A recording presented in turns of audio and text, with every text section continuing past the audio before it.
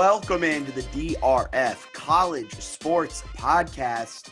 My name is Jack Fitzpatrick. I'm joined with Bennett Conlon from Better Collective. Bennett, we handed out some winners. I guess technically last week we didn't have a podcast because we were on Twitter Spaces. So if you're not following us at DRF_sports, you'll know when we're going on Twitter Spaces sharing out bets. In the Twitter space, not to toot my own horn, but I'm going to toot my own horn. I did say Alabama money line, so I'm pretty hype about that. But the last podcast we put out was 2 weeks ago for rivalry weekend. We went 7-2 on our best bets. We were pretty good. We had, I think we had Michigan plus 7.5, and I think we also took the money line against Ohio State. That worked out well. That was a big one. I think that was your San Diego State week too. Is that correct? Oh yeah, my San Diego State parlay of football, basketball. That was a fun time. That was a fun time. So we had a good championship weekend. Last weekend I was kind of light, but did, I think, okay with some of those bets. I stayed away from Bama, Georgia, but I think I had hammer that money line, baby. Hammer Alabama money line. I think I had maybe Baylor plus the points, and they ended up winning outright against Oklahoma State. And then my Cincinnati future, Cincinnati to make the playoff, has cashed. Yeah, so Bennett wasn't able to share that future with us on the podcast because he placed it well before this podcast was even a thought in either one of ours mind. But if you want to follow along with Bennett Conlon's thinkings, he's on Twitter at Bennett Conlon. I think that's your Twitter, right? That is correct.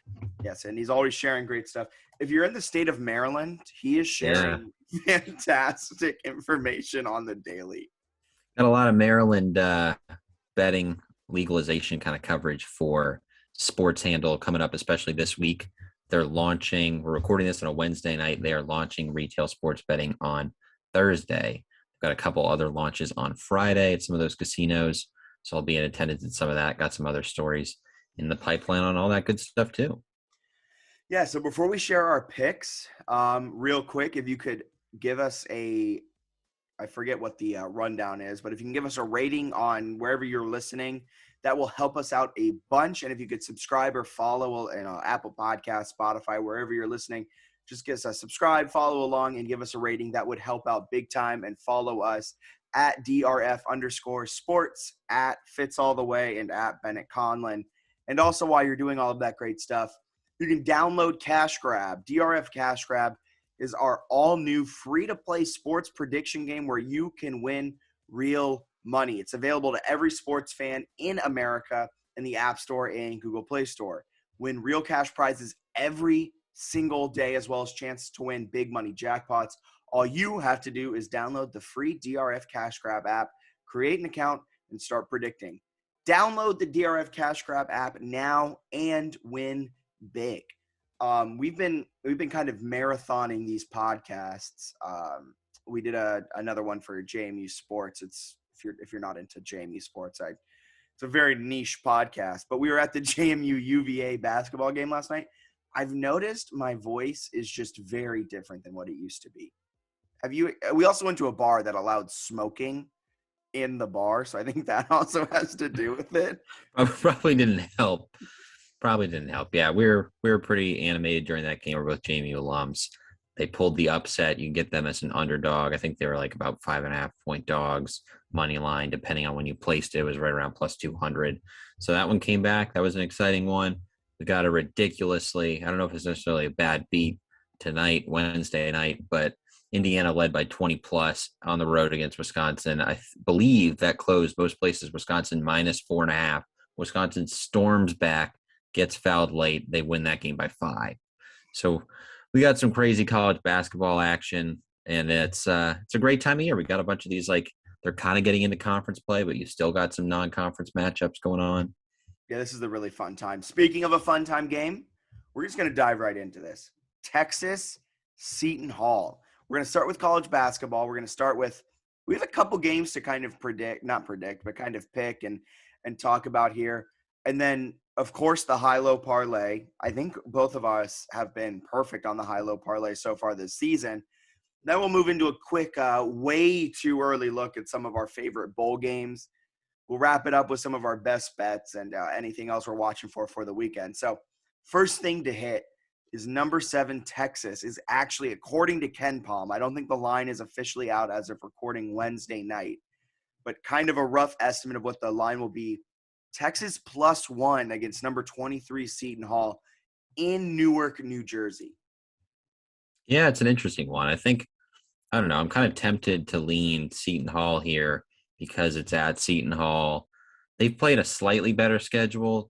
Gone up against Michigan and Ohio State. They actually beat Michigan on the road, and they lost by 3 neutral site game to Ohio State. So, like, that's pretty good in those matchups. You got Texas has really played a pretty subpar schedule aside from a matchup with Gonzaga, which it lost by 12, but the game wasn't really actually that competitive. So I kind of lean Seton Hall here. I feel like people might be interested in taking Texas. I don't know exactly what the public splits would be there, but I just feel like Seton Hall, having played better teams, being at home and you can get it close to a pick 'em, to me, that's kind of tempting. Yeah, the thing that makes me, I mean, right now where we are in the college basketball like landscape of it all, you still kind of get preseason bias baked into a lot of these like Ken Palms and other things. So as of right now, Texas is like this much better team compared to Seton Hall, according to Ken Palm. However, when you look at what Ken Palm is predicting, Seton Hall is winning this game by a point 51% of the time, which is really interesting considering Texas, according to all metrics, has the better offense and better defense. But what it comes down to is Seton Hall has one of the best home court advantages in the nation, and they're an experienced team that gets really good bench minutes.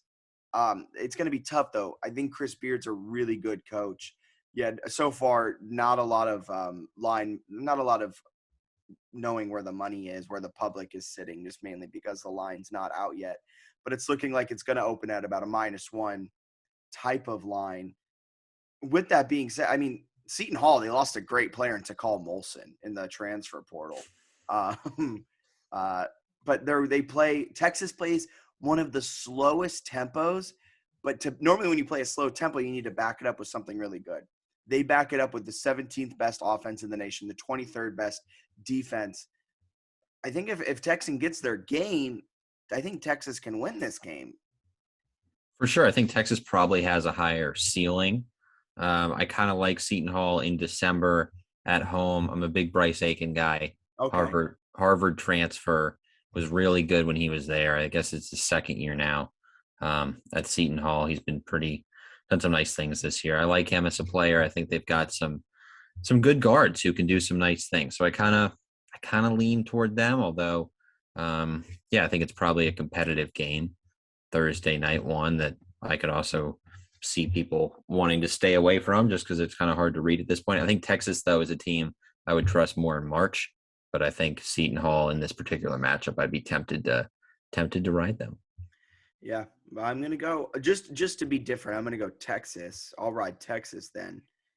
I do understand what you're saying, though. I think being a home court team in Newark, New Jersey, is going to hold a lot of weight here in December, where this game was in Texas. I think it flips, and Texas is the favorite. But we'll see as time goes on.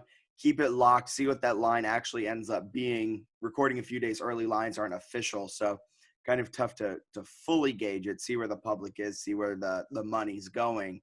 But it's looking like Seton Hall is going to open up as a favorite in this one. Moving on to Purdue Rutgers, tip is at 7 p.m. You were really high on Purdue a few weeks ago. I remember you said in the podcast you think they're the best team in the country, and I think that has shown itself to be kind of true as they're the number one team in the AP Top 25. I nailed it. I'm a genius. They're really good. All right. I don't know about all of that. They're really good. Their guards are solid, but it's kind of the big guys that stand out. We talked about them before, Zach Edey and Travion Williams. You got 6'10", 255 and 7'4", 295. Like just a casual 7'4".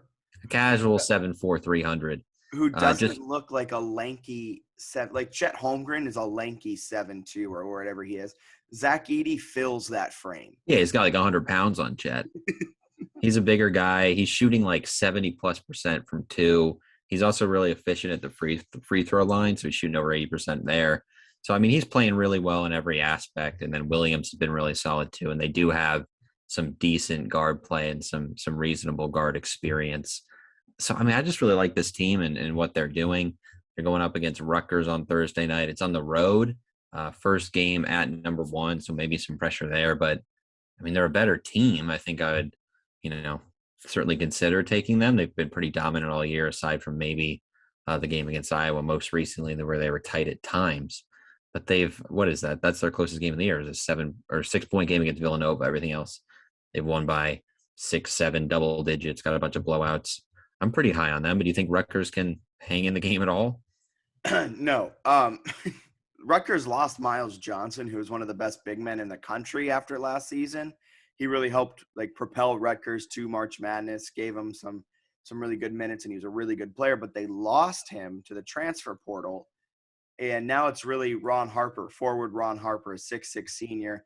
I mean, Rutgers is 99th according to Ken Palm. This game's an 11-point game according to Ken Palm in favor of Purdue. I mean, the only thing Rutgers has going for it in this game is it being at Rutgers, which is a pretty okay, home court advantage. Nothing too crazy, but Purdue's the best team in the country. They don't turn you over a lot, but here's the thing. They don't turn the ball over a lot either. And Jaden Ivey's a really good one. I think Purdue's going to kind of win this game handedly because I think it'll show that Rutgers really can't compete at this high of level. I don't think the Ken Palm line will be accurate on this. I think it had it at minus 11. Rutgers just lost to Illinois by 35. Yeah, that's a huge unranked Illinois, right? I think they were either close or they probably should have been ranked, right? Yeah, I mean, they're at 14th according to Ken Palm, but I don't think they were ranked. But yeah, I see what you're saying. They're a pretty darn good team. So I'll give them a little slack there, I guess. But I mean, that's not a great showing there. They've lost to UMass. They lost at home to Lafayette. Lost to DePaul. Yeah, they just haven't played all that well. Their one good win was against Clemson, where they did win by 10 at home. But I haven't been all that impressed with them. My guess is it is going to move up a lot from what Ken Palm has. I would think it'd be more like minus 15, which in that case, if anything, I might actually consider taking Rutgers plus the 15. They're at home. If it's a huge line like that, maybe they hang in there a little bit. But this is probably one that I will avoid just because I think Purdue is going to get really highly valued here. And I don't really want to fade the 2 7-footers. That's a really good point. Because that game could easily be a close within 15 points, or it could be a blowout because the 7-footers are just having themselves a day. The one time that Rutgers has played a top 100 Ken Palm team and lost because they beat Clemson, they did lose by 35 to Illinois, like you said. So it's kind of like it's just hard to read. They just don't have a large sample size at this point in the season against good teams. Next game, we're going to go Iowa State. I don't like Iowa here. So I do too. Ken Palm's got Iowa right around like a minus 3. I think Iowa State's still undefeated. They're impressive. They're 8-0. I don't think they were necessarily expected to be all that good, but they've got 3 wins that kind of stand out where they beat Creighton on the road. And they have neutral site wins over Xavier and Memphis. I don't know if Memphis is on the outline. I can't remember. I think they are. Yeah, we got Memphis coming up. Don't even worry about that one. We got Memphis is taking on Murray State. I'm not looking past Murray State, baby. Memphis is kind of weirdly on a slide, so I don't know how impressive that win really is. But 8-0, can't really complain about that. Iowa, on the other hand, started 7-0. They won their first 7. They've lost their last 2. One of those a road game at Purdue, and then they lost at home by 4 to Illinois. Iowa's really good offensively. They run at a pretty fast tempo. I watched them play against Virginia. They ended up winning by 1 in that game. That's really their best win of the year. That was on the road. I just think I think they've gone through enough here the last week or so where they played at Virginia. They played blew a 20-point lead too in the second half. They did. They had to sort of hold on for that one for dear life. But then they played Purdue and Illinois. I like the fact that they've gone up against some decent teams.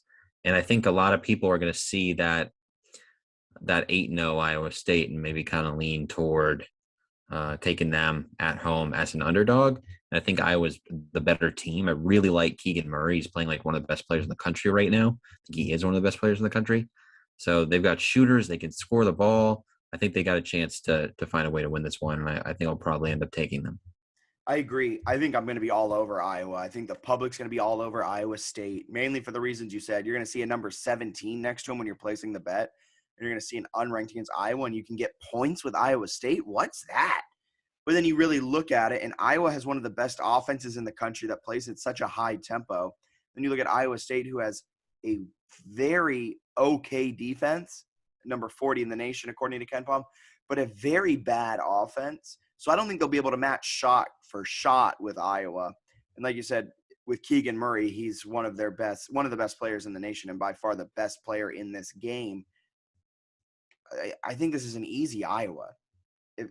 Ken Palm saying -3, and that's probably where the line will roughly be. I'll take Iowa all day and twice on Sunday. Is that how the saying goes? Yeah, I like that one. I think we'll both play Iowa then. I'm really interested to get your take on this one. We have a couple weird ones. We have a couple, coming up is Colgate, Pitt, Murray State, Memphis, and then a couple just weird ones, mainly because I love looking at these really weird games. Really interested to hear what you think about Colgate against Pitt. Yeah, one of the best games of the day. Maybe ever. You got a 2-6 Pitt team hosting Colgate. Pitt's actually been a little bit better its last couple games. They have a couple of 1 point. They should have beaten Virginia. Yeah, they should have. That buzzer beater by Virginia, I don't know if you guys watched, it bounced about 18 times on the rim. It did, and that was also they gave up a 3-point play, and then they got a 5-second call that was like very early call, probably 4 seconds, and then they gave it the buzzer beater. So that was tough. Colgate hasn't really been all that good. Like I feel like they were the darling last year in the NCAA tournament, and everyone expected them to pull that against Arkansas. There was like, oh, it's going to be 1 billion points. I think the under hit, and they lost by 17. So. In fairness, they had a lead at one point in that game. What, like the first 5 seconds? Oh, no, didn't they start really strong? They did. I don't know why. I took them. I had them in multiple pools. I was really high on Colgate, mainly because I was like, this feels like UMBC. They're a team that can shoot really well. So I took Colgate in a lot of games. So I'm a little upset. They still broke my heart against Arkansas. I think they were up late in the first half, and then Arkansas just decided to play defense in the second half. I think if anything, I'm going to take Pitt in this game. Might actually do that. I don't like. I think that's a terrible bet. I don't think it is. I think Pitt is terrible. I think Pitt is terrible, but they're at home. They've been closer the last few games. I think people know that Pitt is terrible, and they you look at Colgate and they got a road win by 15 at Syracuse. I think people might remember that a little bit and last year and be like, oh, I can get Colgate against Pitt. I'm going to grab that. I think Pitt is actually a decent side here. Pitt is a dumpster fire, but I think I'll end up taking him. It'll be fun to ride one of the worst teams in the country. Well, here's the Power 5 teams. Colgate has a top 65 offense in the nation. How's the defense? I don't want to talk about the defense because that doesn't fit my narrative. That does not fit my narrative. Pitt, on the other hand, has a terrible defense. I don't know. I just really like Colgate. I think they'll hit their shots. They shoot what? They shoot almost 40% from 3. Come on. They do, but they've also got an 11-point home loss to Niagara. Northeastern clipped them. Well, they have. Niagara's like one of the best teams in the nation this year, right? Yeah, Niagara is well known as being one of the best teams in the nation. This game's a snoozer, but I would lean Pitt. I'll probably end up taking them for humorous purposes. I think Colgate wins. I'm gonna ride with the Raiders from Hamilton, New York. I've been to Hamilton, New York. It's a beautiful place.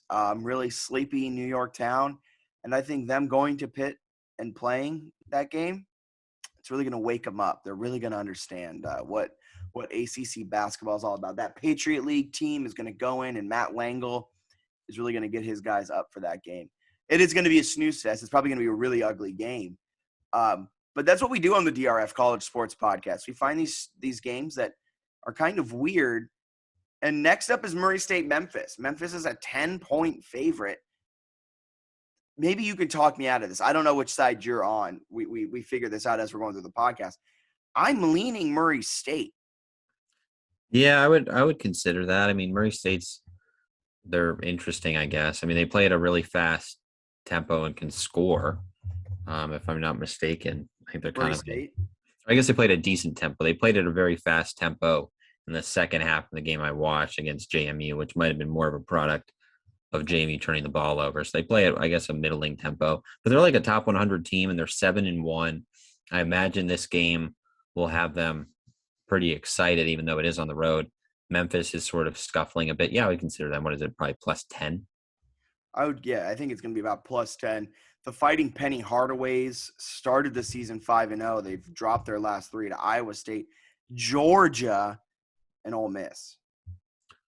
They're just not playing all that well. Yeah, I mean, it's 3 losses that aren't great. Obviously, none of those came at home. And I mean, they looked really good when they beat Virginia Tech, and I thought there was some impressive stuff there. But I don't know. They're seeming a little inconsistent. I think Murray State might be able to hang with them a little bit. Admittedly, I probably will not bet this game out of fear just because the talent level on Memphis is really high. It's very true. But, I mean, they just turned the ball over at such a high clip. I think that's what's been plaguing them the last couple of games.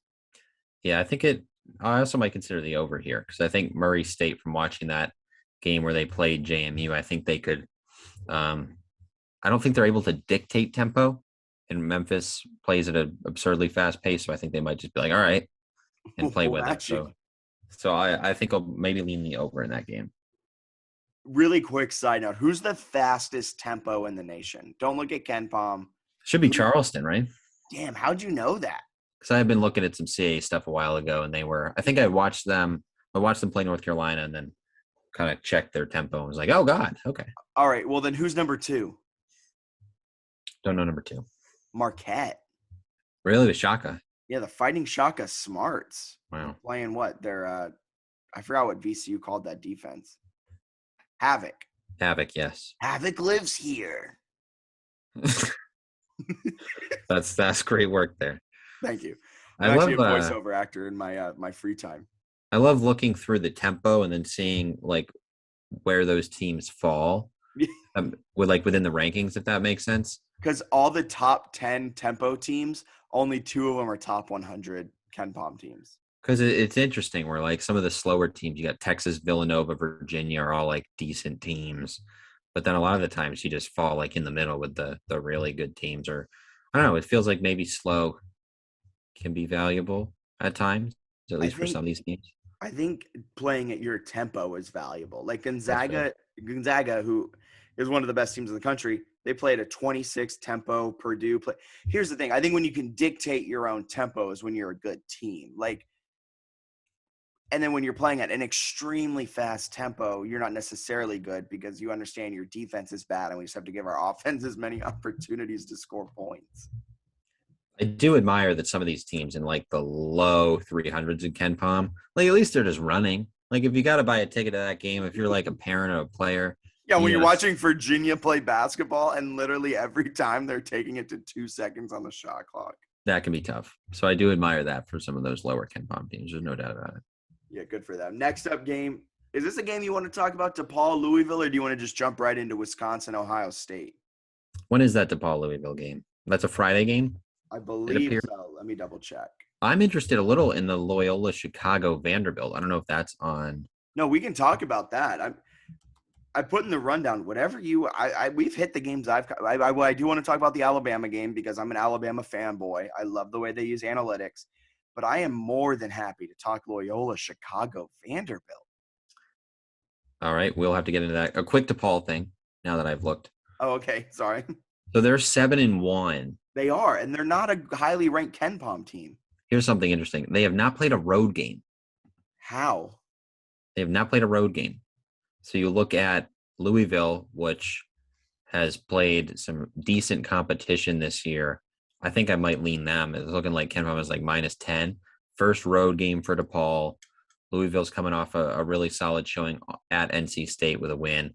I kind of like that. They've had about a week off too. I think I might take Louisville -10 in that situation. I like the fact that DePaul has never played an away game this season, and that this is their first one. I like that too. Great little pull there you had. And then moving over to Loyola Chicago, they're number 29 according to Ken Palm, taking on a SEC school in Vanderbilt. Ken Palm likes Loyola to win by 2. I mean, Loyola has a really good offense, new coach this year, but I mean, they're picking up right where they left off with Porter Moser, who's now at Oklahoma. Now they have Drew Valentine as their head coach. they had that kind of skid there against Michigan State and Auburn, but both are top 22 KenPom teams.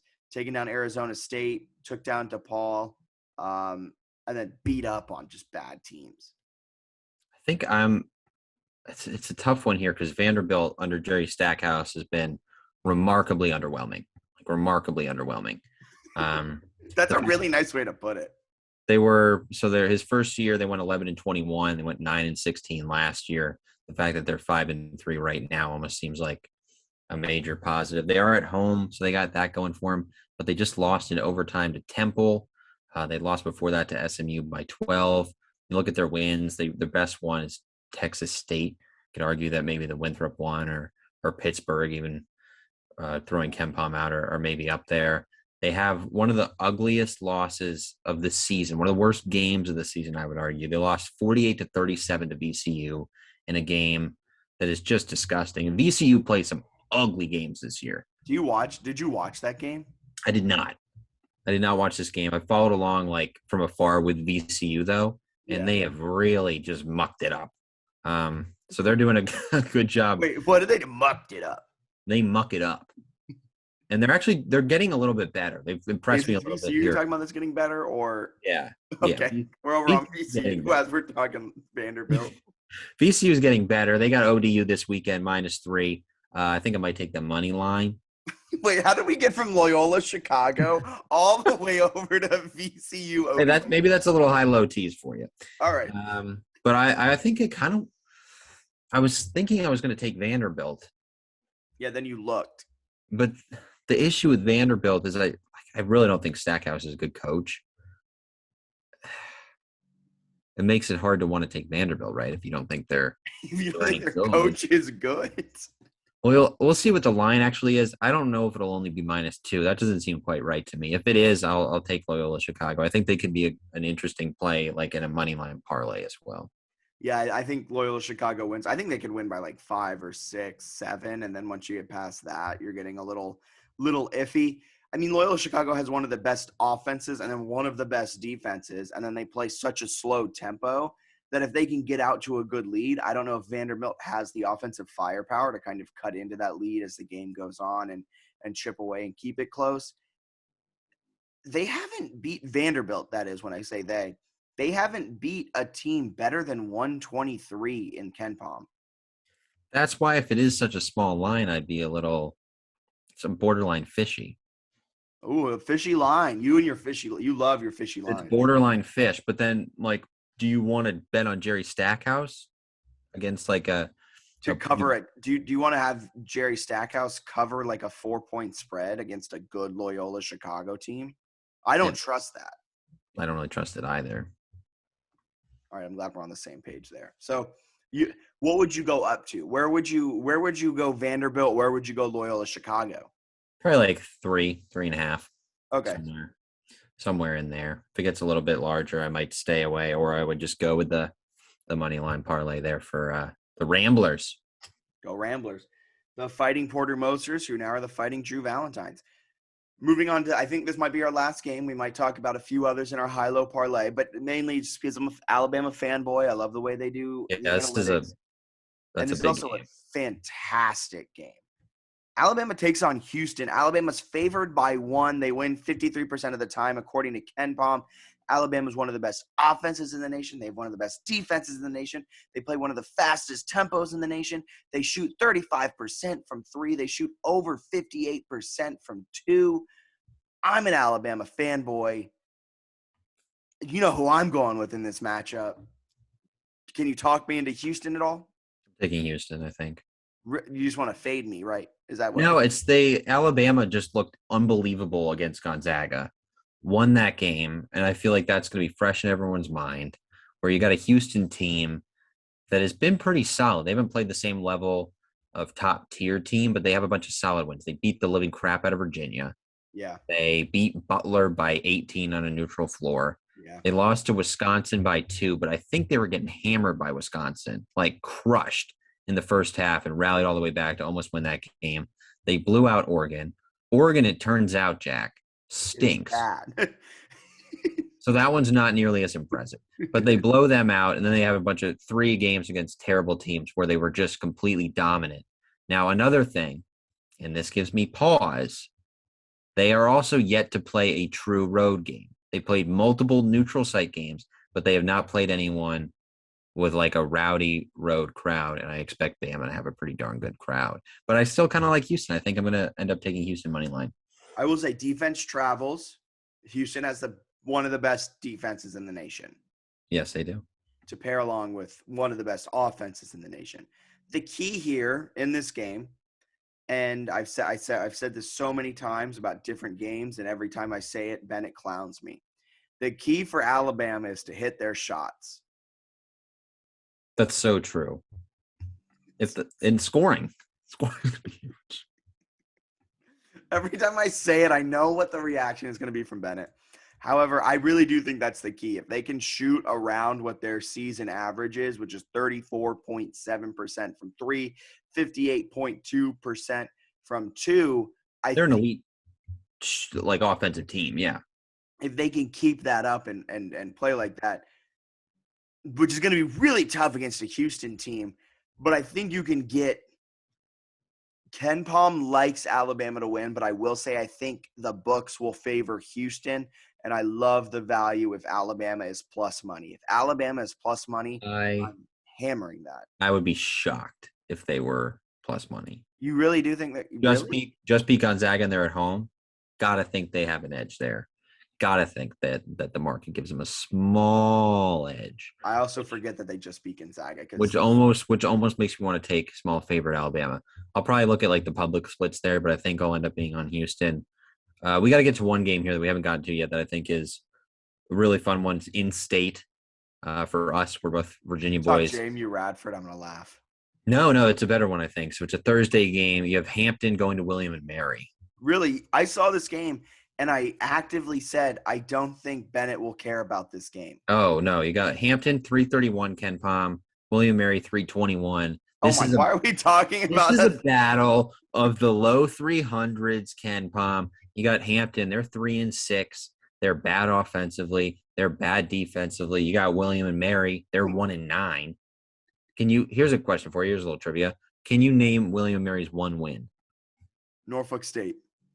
No. You get 2 more guesses. William and Mary's only lost this season. Only win. You got a lot of losses to choose from. Norfolk State, I think, is one of them. Yeah, they lost to Norfolk State on the road by 17. Is it a D3 school? They might be. I don't even know what division they're in. I'm going to cheat, and I opened their schedule. I cheated. It's a D3 ODAC school. It's Mary Baldwin. Yep, they beat Mary Baldwin. Only by 37. They've only been within single digits of a team this year one time, and like a Division I team once. It was a 6-point loss to Howard. They're horrible, man. Hampton is also very bad, but they just won against Norfolk State. Maybe a little momentum there. If I get Hampton as a dog, both these teams stink. I'm just going to take the dog, I think, like whatever the spread is. I think no matter whoever the dog is, I like the value there because both of these teams suck. Hampton, technically, according to Ken Palm, and I feel like I've said according to Ken Palm in this podcast already way too many times, which means we have to get to college football. Hampton is the dog. Apparently, William and Mary is favored by 5 points and wins 66% of the time, which is absolutely absurd. I just like that, like, Hampton stayed in a couple of these games. Like, not a lot of them, but, like, they were kind of – they played Norfolk State twice already, so they were close in one, then they rallied, found a way to beat them. South Florida, they only lost by 6 on the road. Like, that's really the only redeeming thing that they have. But, like, they have a couple of results that are better. So if I can have them as a dog, I think that'll be a hilarious one to take. And I think we should do – the Saturday slate's loaded. We should do a quick rapid fire Saturday slate, quick thoughts. And maybe even one.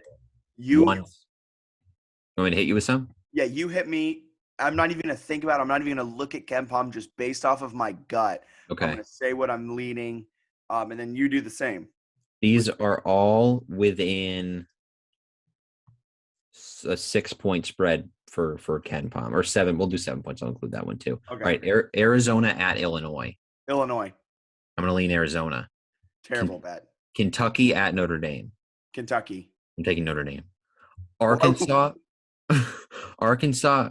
It's technically versus Oklahoma. But it's in Tulsa, Oklahoma, so it's like a semi-home game. Arkansas. Arkansas. Taking Arkansas too. Okay. Oh, this is a fun one. The Bonnies play Connecticut in Newark. UConn. I like the Bonnies. Colorado State against Mississippi State. This one's in Fort Worth. Neutral. Colorado State. Yeah, I like Colorado State. They're a fun team. Do we talk about Wisconsin at Ohio State yet? No, we breezed past it, but I'm going Ohio State. I love Ohio State there because especially with Wisconsin coming back against Indiana. Yeah, give me Ohio State all day. UCLA at Marquette. Marquette. Yeah, I think I like the spread there at least. Clemson against Drake. The game is in Georgia. Drake. Yeah, I think Drake's a fun play there for sure. Clemson's kind of an interesting team, probably going to be a bubble team. And last one, I'll do a little BYU Creighton. It's in Sioux Falls, South Dakota. BYU. Yeah, I kind of lean BYU as well. And then one final Sunday one, because again, this matchup is sick. Villanova plays at Baylor Sunday, 3 p.m. on ABC. Villanova plays at Baylor. Yeah. That's a tough one. That's actually really tough. Villanova's coming off a terrible shooting performance against Syracuse. Absolutely abysmal. They still won by 14. And Baylor is one of the best teams in the country, 8-0. Top 7 offense and defense. They play at their own tempo. Oh, that's tough. I'm going to go Baylor. Ken Palm's got Baylor like -4. Really interested to see what that line ends up being. I think I might take Villanova. Really? Yeah. I like them. They've been super battle tested with the Purdue and UCLA. And I know they lost them both. They also beat Tennessee, played Syracuse. They've had some big games. I think they're ready to – they've gone on the road and played neutral site games before, some big ones. So I think they'll step up and actually pull that upset. I like it. I don't agree with it, but I like it. We differ a lot this week. We do. That was a lot. And we'll clip that rapid fire and we'll hit it and we'll see who did the best on that rapid fire. Going from there to wrap up college basketball, do you have a high-low parlay that you're really digging? Yes. So this is a great question. One of the best questions you've ever asked us. Let me make sure I get all my ducks in a row here. I think I was leaning toward Saturday matchups. Yep. Let's do the Saturday matchups. I like Ohio State as my your major. Actually, no, I changed my mind. It was the major I like is like a really bad. We'll do a Thursday one here. So Gonzaga plays Merrimack. I think they're going to be favored by about 25 or 30. I'm going to take them. Whatever the number is, I don't care. I'm taking it. I think they're coming off a loss, second loss of the season. I think they're going to be pissed. I think they're going to beat Merrimack by like 40. So I like that one. And you're looking for a major. Okay. Who's our major? That's what everybody's asking. That is exactly. Who's your major? I could go with Pitt against Colgate. No. But is Pitt truly a major? Like a high major this year? Technically they are. I'm going to take Ohio State. I think I'll end up doing Gonzaga. Actually, no, that would still be is Gonzaga a high? No, we can Gonzaga plays in the WCC. No, Gonzaga's number 1 in KenPom. I can't have that major. You can't with a clear conscience take Gonzaga. I would feel very guilty. So actually, let's go to Appalachian State at Furman. I'm going to take Appalachian State. You went to Friday. You clicked on Friday. You saw the very first game that happened to be a mid-major on ESPN. I know exactly what you did. No. Here's what happened. I saw they were a 7-point dog. They're a scrappy bunch. It was one of the first games I saw, and I couldn't remember what my little major was, my low major that I liked. So, yes, this is almost what happened. I will take Appalachian State, whatever that spread is. I'll take them. I like that. Let me see what Northern Colorado's doing. We were riding them in the beginning of the season. They're really good. You know, you should take Texas Southern against the spread. What? They're 6-2 against the spread this season, 3-0 against ranked teams. I don't know. That might be a good one. That could be a good one. You ready for mine? Oh, yeah. This is a winner. Loyola Chicago. Okay. Love them. I already forgot who they're playing. Vandy. Vandy. Love that against Vandy. Don't trust Jerry Stackhouse. I think going on the road into Memorial Gymnasium in Nashville, I think they're going to take down the Fighting Jerry Stackhouses. And they just have elite offense and good defense. And then my major, I really like Arkansas. I think Arkansas against Oklahoma. I know it's in Tulsa, so kind of a home court advantage. But I think Arkansas is a really solid team this season. They're probably going to be favored by a solid amount, but not as many as they should be, considering it's kind of neutral. We'll put air quotes around neutral. But it's more of a home court advantage for Oklahoma, so that might cut into what they should be favored by. I think Arkansas wins. I think they win handedly, and I love Loyola Chicago, love Arkansas. I think that high-low parlay is hitting for a third week in a row. That's fair enough. Fair enough. Fair enough. What is your bowl game? I put 2 down. These are just 2, not New Year's Six, nothing like that, kind of mid-major dumb bowls that are going to be fun to watch. Put some money on, have some fun, sit back, relax, enjoy it. Do you have any others you're looking forward to that we can hit first, or do you just want to jump right into these 2? It's a good question. I think I've got one that's the same as yours in terms of like an enjoyment perspective. I also think the Virginia SMU game is sneaky fascinating. I think the over could potentially be in play, and I love Virginia. I think right now they're like -1.5. Love that one. Brennan Armstrong has come out that he plans on playing in the game. Virginia's quarterback. He's kind of talked about maybe some NFL stuff. He's playing in it. Fascinatingly, they are – so Bronco Mendenhall, it's his last game as a Virginia head coach. Fascinatingly, the guys who were like entering the transfer portal, they're like letting them practice with them and letting them play in the bowl. And then they'll enter the transfer portal because I think they're in the portal, like kind of waiting to see who the coach is. Yeah. Coach. That makes sense. So it's like a bunch of guys. It's like, oh, all these people are leaving for the transfer portal, but they're going to play in the bowl, and they're motivated to send Bronco out, who they love, with a win. They're playing SMU. I believe, was it Sonny Dykes? Yes. Who's leaving to go to TCU. Is that correct? Yes. Yeah. So like they've got an outgoing coach as well. I think he's already left. But I don't think he's coaching the game. So I kind of like it from Virginia's perspective there. I think they'll win this game. Their defense stinks, but they got a month to prepare.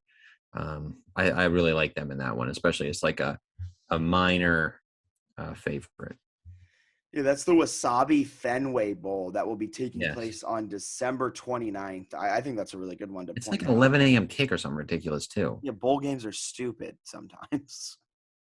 Well, yeah. I love bowl season, but it's just so stupid when it's like an 11 a.m. This next one we're going to talk about is also 11 a.m. kick. I think this one's a really fun one. Western Kentucky versus App State. That is a good one. Western Kentucky can really score. App State's probably the better team. What's the line on that one? That's a great question. I'm seeing -3 App State. Okay, what was the line you saw on the UVA one? It's like -1.5 UVA. Okay, so very small, very small. Yeah, I think that's a pretty solid play. There was another one that really jumped out to me when I was going through. Oh, Marshall and Louisiana. You think that'll be a good one? I think that's got a chance to be somewhat interesting. It's like 5.5 Louisiana right now. I don't remember if Napier's coaching the bowl. Napier. I want to say what? I want to say he is. I want to say he is too, because I remember people were making a big hubbub that he has such great integrity to stay out for his team, and really it was stupid. I'm mostly excited for this because it's a future Sun Belt matchup with Marshall eventually moving in there. So I think that'll be somewhat intriguing from my personal perspective. And then there's another one. I kind of like Old Dominion. They're looking like they're a 9.5-point dog. I think they won 5 in a row or something like that to get to a bowl. Old Dominion? They were like 1-6 or 2-6. They went on a huge – they're not great. Like, don't get me wrong, they're not great. But like they went on a big-time run at the end of the year and playing significantly better football. And who are they playing? I think they're playing Tulsa. Oh, okay. I don't think Tulsa's that good. No, I mean, Tulsa's probably better than them, but like at the same time, they've played much better the rest of the season. They get a bunch of these practices. I got to think it means a decent amount to them. Yeah, they won 5 in a row just to get here.